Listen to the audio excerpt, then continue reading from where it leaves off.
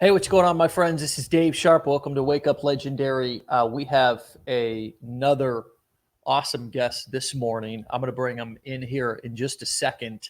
If you guys are brand new to Wake Up Legendary, or if you're on every day but you want a reminder, text the message that's coming up on your screen right now, and you can get a reminder every time we go live. All right. So find the comment section below, leave us a comment, engage in this. I think you're going to learn a lot. We're going to have some fun. With that said, I'm going to bring in our guest who goes by the name of Robert, for us Americans anyways. Robert, how you doing, my friend? I'm doing great. Nice to be here. Thank you very much for inviting me. It's a privilege to talk with the legendary marketer. Thank you so much. Thanks. Well, I've seen you a lot in our community and online.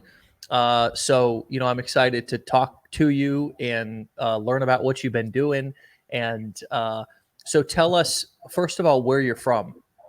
Well, I'm from Finland originally, but now I'm in Costa Rica. So recently I've been living this like digital nomad lifestyle, a little bit like traveling and living in different places, but from Finland originally. Okay, great. All right, awesome. So internet marketing, digital marketing has taken you to Costa Rica. That's awesome. Yeah. Tell us how you got started in, just give us a nutshell version of your story and what led you to this point. Yeah, so originally I started a little bit learning about internet marketing in 2015, but it was just very slowly. I would say first probably 2 years or 1 or 2 years, or very slow. But then in 2016, 2017, I started putting a little bit more effort, and at some point I just decided, I realized that this will have more potential than a 9 to 5 job. So then I started putting in more effort, and then I quit my 9 to 5 job, and I've been doing blogging and YouTube and email marketing, and yeah. Awesome. Yeah. So, what were you doing specifically before this? What was your job? Well, I've been working in all kinds of jobs actually before. Okay. I studied in the university this social services, so I Okay. graduated from that. But then I've been working on, because I started working when I was 15. I'm always working in all kinds of jobs like I taxi got driver, you. grocery store cashier, and Nice. in kindergarten or different kind of. Okay, awesome. So, what attracted you to get involved with Legendary, Robert? I mean, what did you know about me before Legendary from back in the day, or did you just come across it and say, "Hey, I like this"? Like, what was your attraction, or how did you come in contact and get involved, and what attracted you to Legendary? I heard from Chris Miles, Chris Miles, Ben's Okay. dad. So he was part of Legendary, and he was promoting Legendary on his channel. And then I got interested because he was getting good results, and I knew Chris. Chris is a reliable person. So then I got started with Legendary. But in the beginning, I was super skeptical. I was like, because on the internet there are like all kinds of shady programs, and many companies have gone down. So I was very skeptical, but I was positively surprised by everything. Like Yeah. your training in the 15-day challenge, I think it was super valuable. And like what I say on my YouTube channel to people, like what people get for so little in Legendary Marketer with the 15-day challenge and other training, it's so good. And I especially like the mindset training there, and many things. So, and the community has been awesome. So like I knew Chris Miles before from the Legendary Marketer, but also I got to know other people, Jake Thornhill and Sophie from Sweden. So the community is Yeah. great. Yeah, we have we have a decently big size European audience, and also Australian audience. So there's people from all over the world who are active here. So I always like, we've had several people come to our events from Norway, Hong Kong, of course, Australia. Like I said, if you ever came and I met you, I think you may be the first one from Finland. Although I don't know, maybe there was somebody that I don't remember, but I'll certainly remember you. So you've been doing YouTube. I know you've been doing YouTube because I've seen a lot of your videos. Like I've seen you. I've seen some of your content. Is that specifically what you're focused on right now? Is YouTube? Yeah, at the moment I focus mostly on YouTube. Yeah. Okay. Why are you focused there mostly? I just enjoy it so much, and I love the audience. I love the people who I'm communicating with. And before I was doing more blogging, and but now I do more YouTube. I noticed that I just enjoy doing video more than blogging. Also, I feel like when you do videos, you can get connected with people on a more personal level, and I think YouTube has lots of potential, and I just love it. Yeah, I'm looking at your YouTube channel here, and you're up to 36,000 subscribers, so that's pretty cool. Yeah. I mean, that's a big deal. How long did it take you? How long? First of all, I can see what your oldest video is, so that's 4 years ago. What does your YouTube growth look like? Do you know roughly how many videos you have, or have you dropped off and stopped posting for a while, or what does that journey look like? Yeah, well, it started maybe like 2016. If you saw 4 years ago, maybe I posted like 3 videos or something like that, but they didn't get any results. So then I kind of gave up. I was like, no, this doesn't work. But then 2017, I started posting more. I realized I studied YouTube channels. I saw that basically any channel that is just posting enough, they are sooner or later they gain some traction. And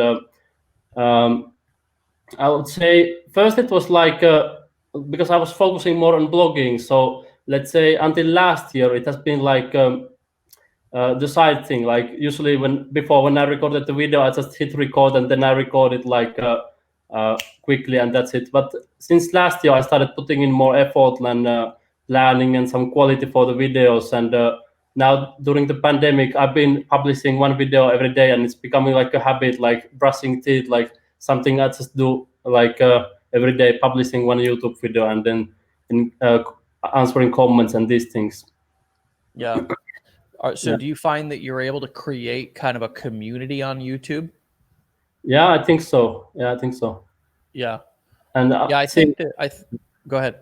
And also seeing the same people coming to the comments again and again, it's nice to connect with them. Like they become like friends. Like I mean, yeah. I think people think that you can only like build a community in like a Facebook group. And I think people have a hard time, like, what does actually building a community online actually mean? And what it means is really just a community usually is comprised of a leader, right? Kind of like if you think of like a church, one of the most common communities that everybody understands around the world is a church. And there's usually a pastor of a church. And then there's various people who are more active in the community. And then there's people who are more passive in the community. And the active people might be the deacons or the bishops or whatever, depending on your religion. And then the people who are more passive just kind of come, they watch, they listen, they might get involved and comment or say something. But that's a good example. And that happens on YouTube, right? You as the content creator are more like the leader of the community. Then you have people who are regularly commenting. They like to get involved. And then you have people who are more passive who like to just watch, right?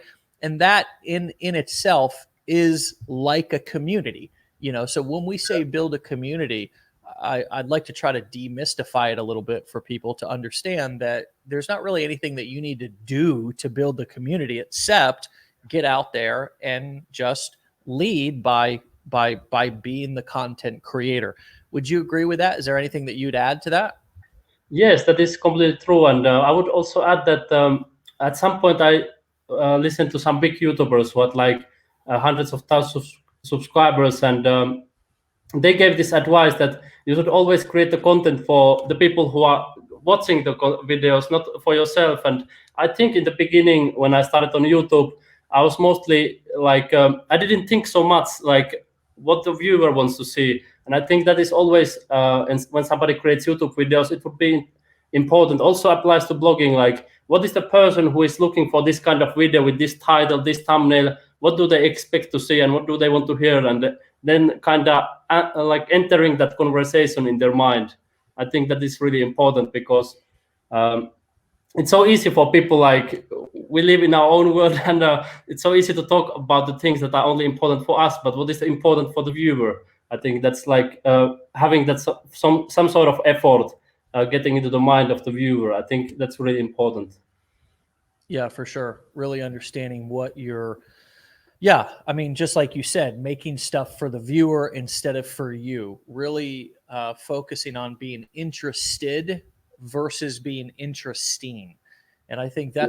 that's a big mature transition that people make. And I'm clearly you've made it because of the amount of subscribers and the people that you've attracted.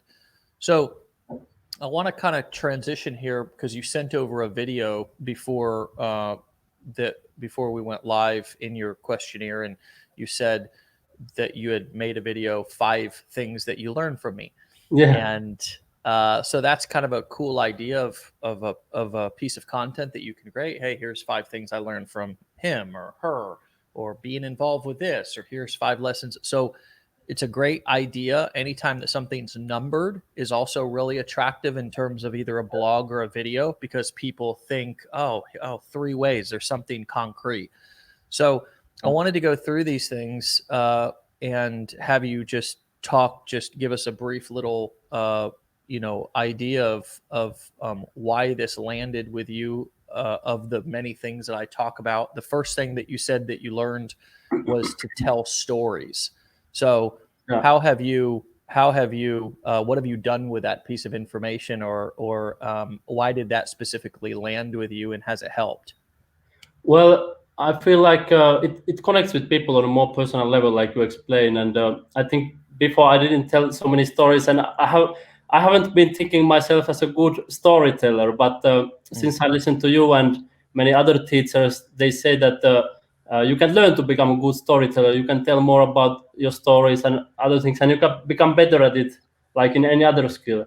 And Yeah. usually, people, like if you tell them something, like you teach them a lesson, like maybe some people get it, some people don't, but if you add the story, then it somehow hits like better. So as I explained in that video, many other teachers are teaching the same thing, and I think it's very important telling the story. So in the end of my video, sometimes I tell my own story, or in the beginning, like I add some like parts of my own story, so it kind of connects better with people, because Yeah, they may be going through the similar things in their own lives, so they can kind of relate usually, sometimes. yeah. I try to never make a point without telling a story, and never tell a story without making a point, of course. But it definitely helps make whatever the point that you're trying to make, more memorable. It's why parables. I mean, there's some people who believe, for example, the Bible is Yeah. everything's concrete, and then there's some people who believe that most of it in there is just parables to help you, in analogies and metaphors to help the layman, the common person, understand the lesson behind what's being talked about.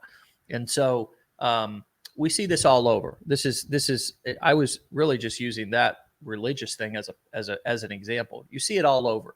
You see it with comedians. Some of the best storytellers are comedians. If you ever want to really see a great performance of storytelling, weaving it together, open loops, beginning a story and then stopping, and then beginning a new story and then stopping, and beginning a new story and then stopping, and then making a point, and then closing and telling the end of the story at the end of the performance. That's called creating open loops, and it will keep people interested more. Yeah. So the second point that you said, or the second thing that you said you learned of these 5 things, was after 5 years, 99% of your competition has quit. Never quit on yourself. Why did that stick with you? I think it's super important. Like I've seen so many people getting started with their like make money online journey, online business journey, and most people just quit. And I feel like basically, if you just stay in the game, it's like what you say. It's 99% of the people are going to quit. And personally, I like this intermarketing thing and online business thing so much that most likely I will stick for this for decades. Like some people are in this for like their plan is to reach a certain level, and then they are going to maybe go to the beach and retire or whatever. But my plan is to just keep on going. And like John Maxwell said, instead of thinking like, how much do you need to do? Like, how did he say? Like, what is the least that you must do in order to achieve? Instead of that, ask yourself, how far can you go? Like, what is the maximum that you can do? And I like to think from this perspective. It's like, what is the maximum that I can do during my life? I like it. I love it. Number 3 thing that you said that you learned from yours truly was just doing it is 99% of your success. So explain how you understood that and how you apply that and why that stuck with you. Well, I think it's very powerful in your messages. You have kept many of these like pep talks or motivational talks in, let's say, marketer community, and I think they are really powerful because oftentimes like our fears and everything is in the mind. Like if we like keep on doing things, if we keep on testing new things, we will eventually learn because we get the data, we get the statistics, like the numbers and all kinds of things when we just keep on doing things. And if we just let's say try to analyze like, what is other people doing and all these kind of things, we can get to some extent, but we always eventually need to take some action, and that's how we learn but best. And I think it's super valuable because many times people, when they get started, they, for example, let's say they build a website, they go through the training, then they go through another training and another training, and they go through so many trainings, even while they should just take some action and apply what they are learning also. Yes, very true. Very true. All right. Number 4 is make your message simple. Explain that one to us. Yeah, I mean, it's itself like quite self-explanatory, but I think. What were you doing before? Maybe a better question to ask is, why did that land with you? Was it because you felt unclear, like even like your message or what you were trying to say was confusing? Was it because you were creating lots of different content on lots of different topics? Was it, explain to us how that related to you specifically? So I think so many times it's easy to add many things to the message, like some like instead of focusing on the main thing, like what is the like let's say buyer or viewer thinking about, focusing on that and focusing on like the pain points that they have. Instead of we get so distracted and we start telling about so many things, and somebody said that a confused buyer doesn't buy anything, like a confused customer doesn't buy anything. So instead of trying to always add more, trying to maybe reduce and focusing on the most important things. Absolutely. Yeah. If you guys want to know, and I'd like to take a poll in the comments. How many of you guys would like to know the number 1 thing that I have worked on over the past few years? The number one thing that I felt is most important in my life and business. Would anybody be interested in hearing that right now? I am at least. kind of reveal myself a little bit here. I don't know. Are the comments, there's a little delayed. Are they coming through? Anybody interested in that? All right. Well, Robert, at least you are. No, I'm sure they're blowing up. Hopefully they are. That sounds good. The comments are blowing up. There is somebody. So the number 1 thing is clarity in my communication.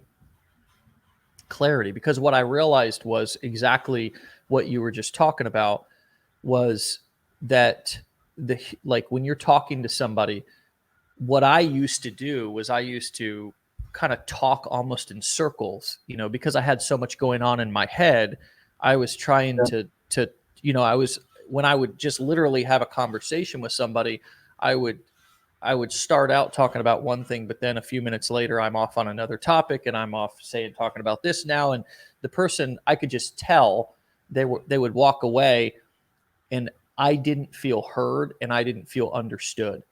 And instead of having this perspective that, oh, I'm misunderstood, or, or even I'm not supported by like friends or family or something like that, what I realized was that I'm responsible for my communication. If somebody doesn't understand what I'm saying, it's not them. It's not their fault. It's my responsibility to try to better clarify that.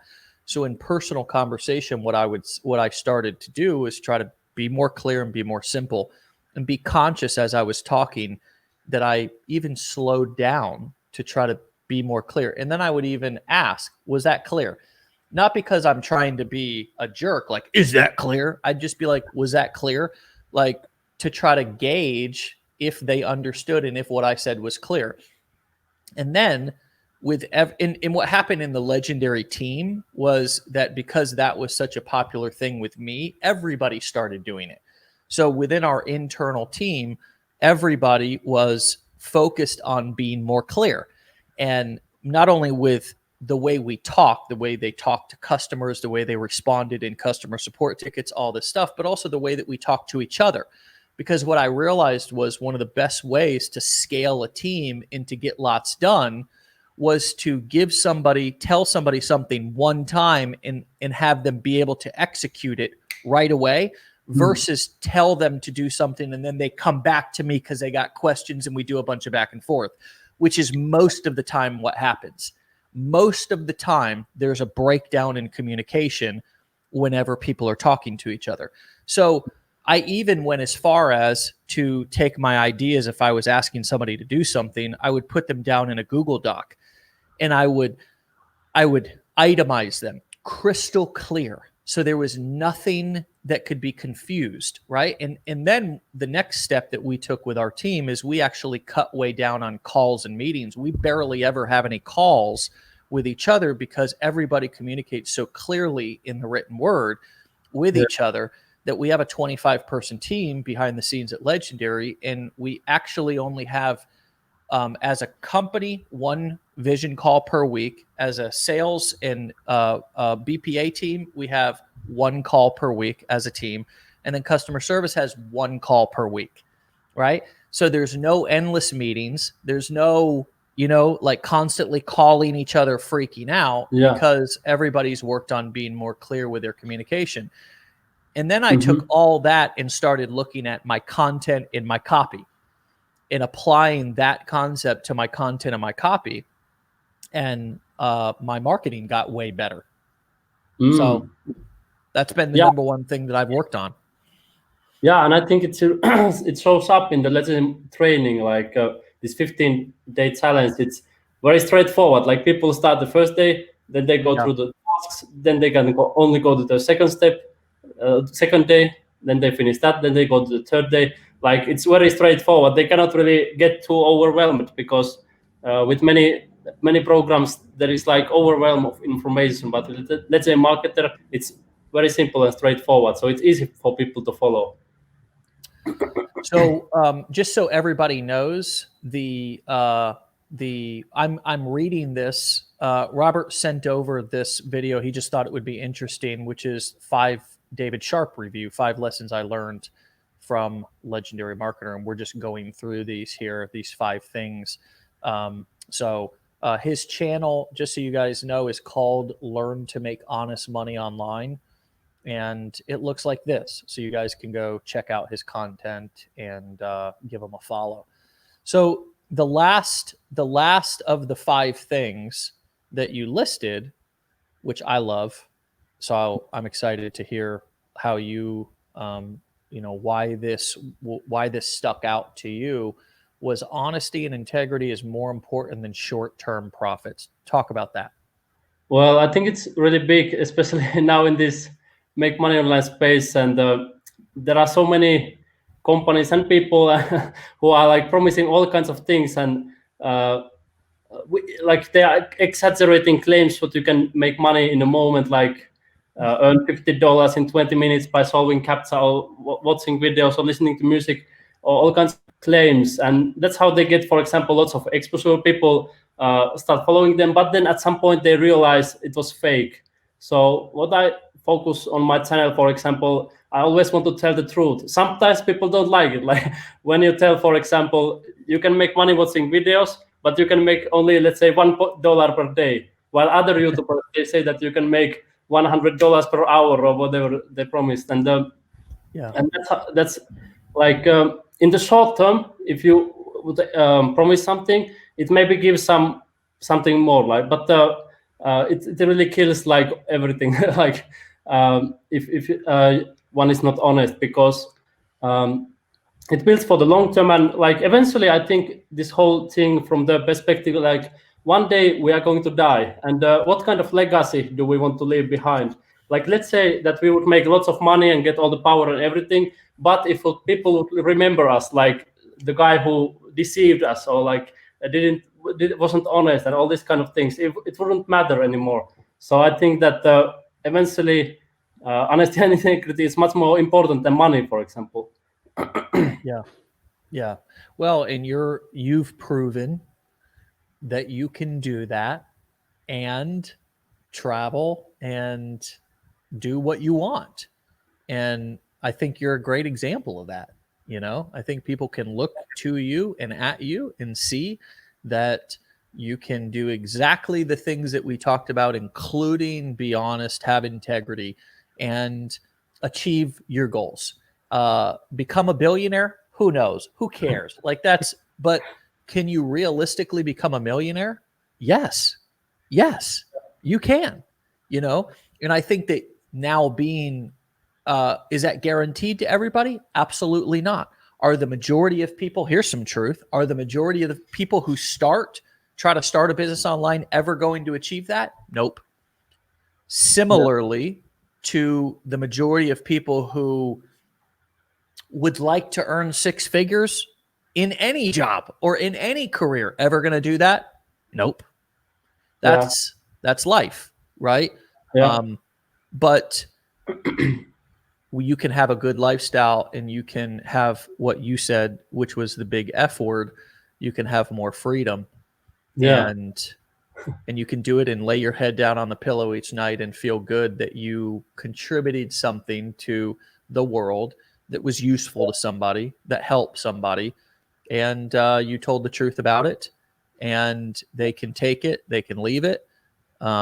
Some will follow, some will say it's stupid. That's fine. That's the world. People are entitled to their own opinion. But clearly you've persevered through those challenges and those ups and downs, and now you're on a roll.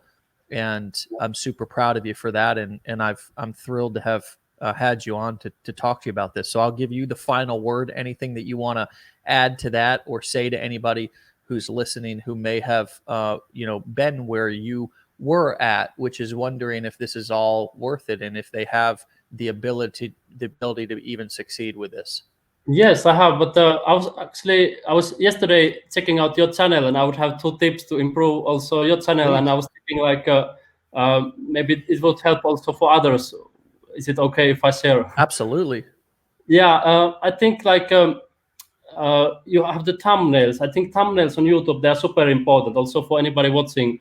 And what also Brian Dean said is that most YouTubers, they make too dark thumbnails, and usually using bright colors, it simply attracts more views. And I have analyzed my videos. There are hundreds of videos, and almost always brighter colors, they get more views. And the other one is using less words, because Matt Gieden, who has built like YouTube channels with millions of subscribers, he said his guideline is maximum 2 words.